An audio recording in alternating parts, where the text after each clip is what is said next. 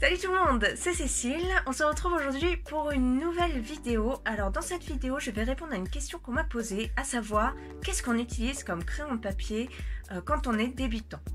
Donc avant toute chose, n'oubliez pas de vous abonner et un grand merci à vous tous qui êtes abonnés à ma chaîne ou qui regardez juste mes vidéos, comme ça me fait très plaisir. Tant que je peux vous aider, c'est au top.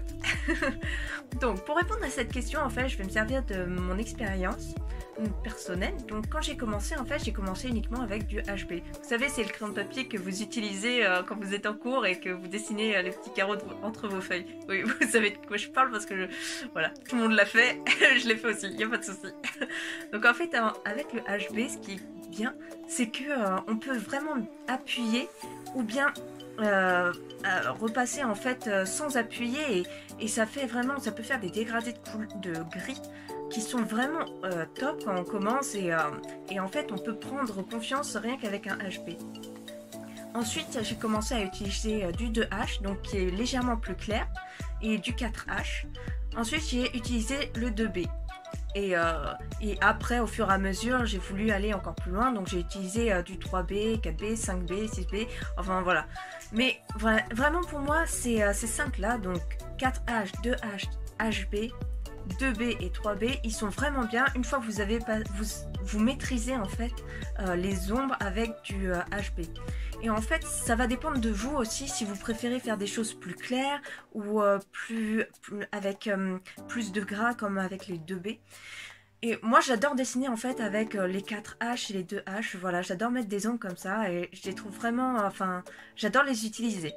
Donc si j'utilise plus des crayons de papier dans mes vidéos que des trams, c'est en fait pour tout simplement vous donner confiance.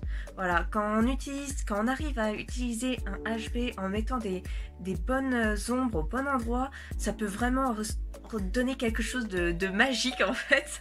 Moi c'est ce que j'ai envie de vous donner, j'ai envie de vous donner confiance avec rien que des crayons de papier qu'on peut utiliser à l'école en fait.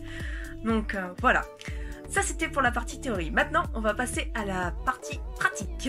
Allez, c'est parti.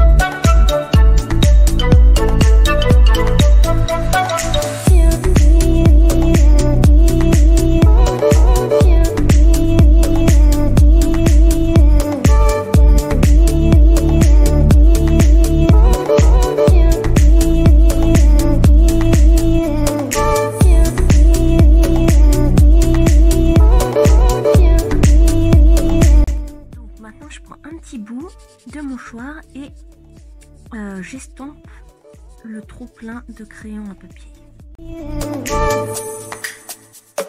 Je mets les ombres à certains endroits.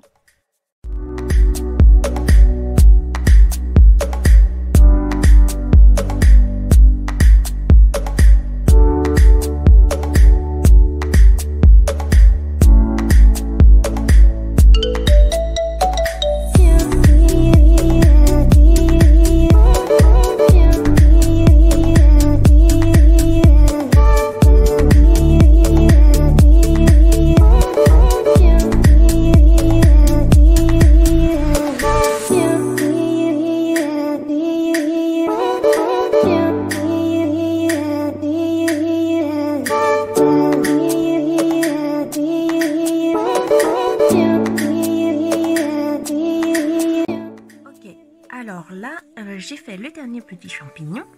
Donc maintenant je vais utiliser un Posca. Donc normalement en fait c'est ce qu'on utilise pour un peu masquer les traits qui sont pas bien faits ou quand la couleur elle déborde. Et là en fait je vais l'utiliser pour mettre des points blancs sur le dessus en fait du champignon.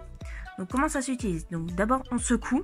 Si vous venez de l'acheter, il va falloir mouiller la mine. Ça veut dire que en fait, vous voyez là, tac, elle peut rentrer. Et vous faites ça sur une feuille et à l'écart parce que ça risque de déborder en fait si vous restez appuyé trop longtemps. Et donc ça va mouiller le bout du stylo. Et une fois que c'est fait, et ben, vous pouvez appliquer des petits points.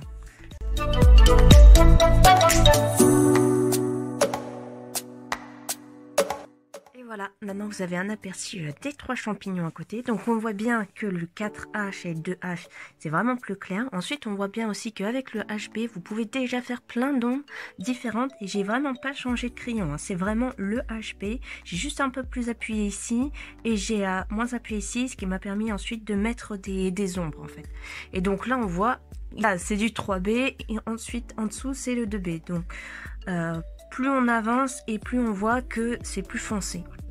Parce que là, c'est vraiment plus gras.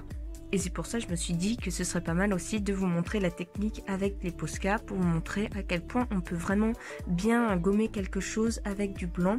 Et c'est vraiment quelque chose que je préfère au Blanco en fait, le Posca. Ça va vraiment vous aider à effacer une couleur ou un trait à l'encre que vous aimez pas en fait. Donc j'espère que cette vidéo vous aura vraiment plu et appris des choses. Donc n'hésitez pas à mettre des pouces et à me laisser des commentaires pour que je puisse répondre à d'autres éventuelles questions ou à vos difficultés. Donc on se retrouve la semaine prochaine pour une nouvelle vidéo. Maintenant c'est à vous de jouer, alors à vos crayons.